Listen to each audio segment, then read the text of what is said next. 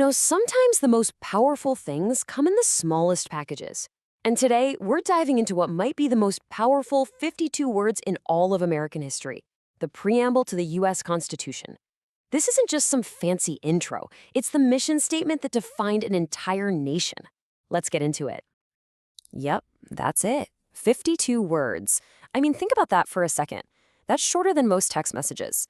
Yet this single, compact sentence laid the entire foundation for a new kind of government and has been a beacon of inspiration for centuries. Its power is just incredible. Okay, so here it is, the whole shebang. Before we start picking it apart, just let it sink in. You can feel the rhythm, right? It's all one continuous thought, a powerful declaration of what this whole American experiment is supposed to be about.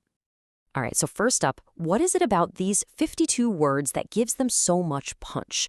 Let's explore how this incredibly brief statement managed to set the entire course for a new nation. That's the big question, isn't it?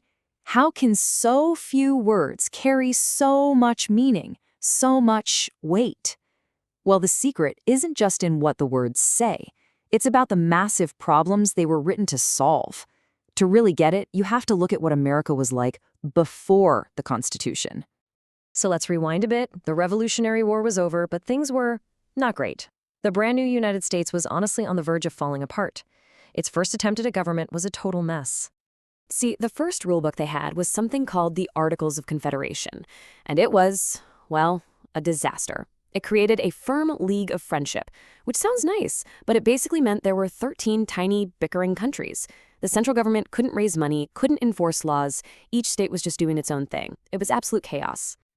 And this is where the preamble becomes this perfect answer key. Look at this. For every single problem the articles created, the preamble lays out a solution. You've got rival states? The goal is a more perfect union. Rebellions and unfairness? The mission is to establish justice.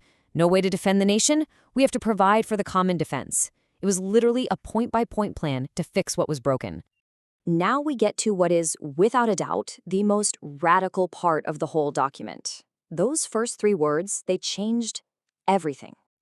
Just think about how the world worked back then. Power always came from the top, right? It was handed down by a king, or it was held by the states, or by some small group of rulers. Normal people, they were just subjects. They were told what to do. And then these 3 words hit the scene. We the people.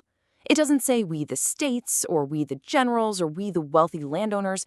No, it declares that the power, the ultimate authority to create this government, comes directly from the citizens themselves. This idea has a name, popular sovereignty, and it is the absolute bedrock of American democracy. It's the radical idea that a government is only legit because the people agree for it to exist. Power flows up from us, not down to us. Okay, so power comes from the people, got it. But what's the government actually supposed to do with that power? Well, the preamble immediately gives us a 6-point to-do list. This is it. This is the job description. 1, unite the states better. 2, create a fair legal system. 3, keep things peaceful at home. 4, protect the country from outside threats. 5, work for the well-being of everyone. And 6, safeguard freedom not just for us, but for all future generations. Talk about an ambitious agenda. And you gotta understand, these aren't just vague, feel-good phrases. These are the core duties. They are the fundamental reasons the government even exists. Every law, every action is supposed to trace right back to one of these 6 goals. Okay, now for a really interesting and super important distinction. For all its power and all its fame, the preamble isn't actually a law. Let's unpack what that really means. So, a judge can't use the preamble to decide a court case. It doesn't give the president any special powers. The best way to think about it is like this.